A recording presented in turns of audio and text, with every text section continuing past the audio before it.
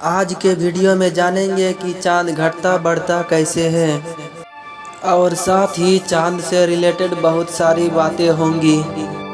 तो चलिए स्क्रीन में देखते हैं। ये जो आप देख रहे हैं ये सूर्य है जो कि सौरमंडल के बीचों बीच में स्थित है। सूर्य के चारों ओर पृथ्वी और बाकी ग्रह चक्कर लगाता रहता है और जो ग्रह का परिक्रमा करते हैं उसे उपग्रह कहते हैं। पृथ्वी का एकमात्र उपग्रह चंद्रमा है। पृथ्वी को सूर्य की चक्कर लगाने में लगभग 365 दिन 5 घंटा 48 मिनट 46 सेकंड लगते हैं, जिसे हम एक साल कहते हैं। और चांद को पृथ्वी का एक चक्कर लगाने में 27 दिन 7 घंटा 43 मिनट 11.5 सेकंड का समय लगता है। यहाँ सूर्य और यहाँ चांद है। आपने अक्सर चांद को घटते और बढ़ते हुए देखा होगा। पूर्णिमा से अमावस्या तक घटता है और अमावस्या से पूर्णिमा तक चांद बढ़ता है। अभी यहाँ से चांद पूरी तरह गोल दिखाई दे रहा है, उसे हम पूर्णिमा यानी फुल मून कहते हैं। इस समय यह हिस्सा सूर्य की रोशनी में चमक रहा है। चांद का अपना कोई प्रकाश नहीं होता,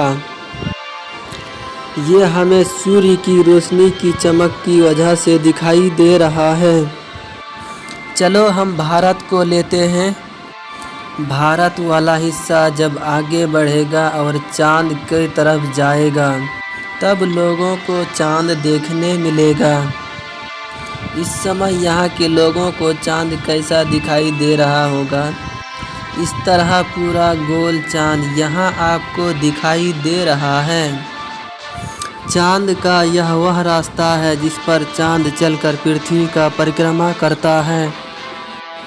यहाँ पूर्णिमा से चांद जब आगे बढ़ता है तो धीरे धीरे किस तरह घटता है वो हम आगे देखने वाले हैं।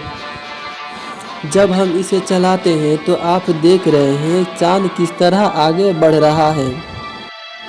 पृथ्वी का एक दिन घूम जाने पर एक दिन निकल जाता है और दूसरा दिन घूम जाने पर दूसरा दिन निकल जाता है।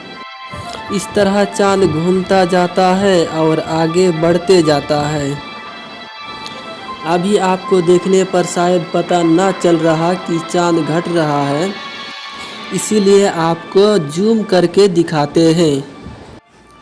चांद पूर्णिमा से 25% पार कर लिया है और इसको आगे बढ़ते हुए आप देख सकते हैं किस तरह चांद घट रहा है।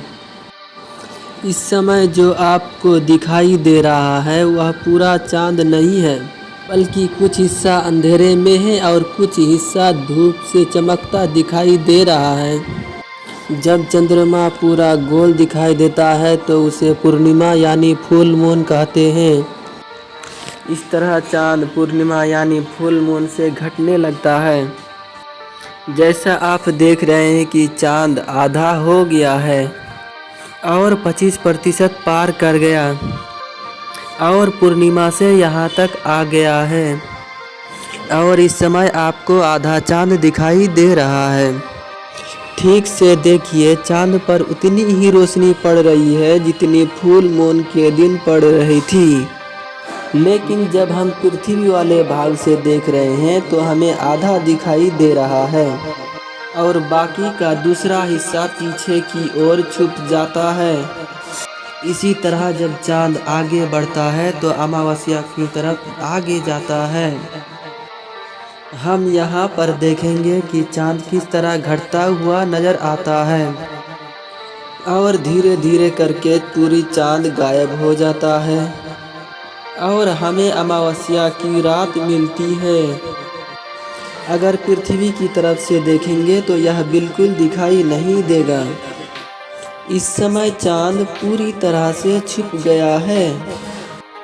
असल में चांद पर उजाला अभी भी है, लेकिन वह दूसरी तरफ है और पृथ्वी से देखने पर यह दिखाई नहीं देगा। इस समय आप चांद देख रहे हैं, वह अमावस्या वाली स्थिति है। और इसके बाद चाँद धीरे धीरे बढ़ना शुरू हो जाता है, यानी चाँद इस तरह निकलना शुरू हो जाता है। अगला दिन और बड़ा, अगला दिन और बड़ा, इस तरह चाँद बड़ा होता रहता है। हिंदी कैलेंडर में पूर्णिमा से अमावस्या तक को कृष्ण पक्ष और अमावस्या से पूर्णिमा तक को शुक्ल पक्ष कहा जाता है। अमावस्या के अगले दिन जब थोड़ा सा नज़र आता है, प्रतिपदा यानी पहला दिन या पहली तारीख कहा जाता है। दूसरा दिन, द्वितीय, तीसरा दिन, तृतीय, चौथा दिन चतुर्थी और पांचवी दिन पंचमी कहा जाता है। चतुर्थी यानी चौथा दिन चांद का 25% दिखाई देता है। सातवां या आठवां दिन चांद का आधा भाग यानी 50% दिखाई देता है। 11वां और 12वां दिन लगभग चांद 75% दिखाई देता है। 14वें और 15वां दिन लगभग पूरा दिखाई देगा, यानी उसे पूर्णिमा कहते हैं। यह सिलसिला चलता रहता है, यानी चांद घटना शुरू हो जाता है और चांद फिर से बढ़ना शुरू हो जाता है। पृथ्वी से चांद आपको बढ़ता हुआ नज़र दिखाने वाला हूँ। यह पृथ्वी है और आप चांद को बिल्कुल नहीं देख पा रहे हैं। तो अमावस्या की रात है, मैं इसे चला रहा हूँ। आप देखेंगे कि चांद धीरे धीरे आगे बढ़ रहा है और इस तरह थोड़ा थोड़ा देखना शुरू हो जाता है।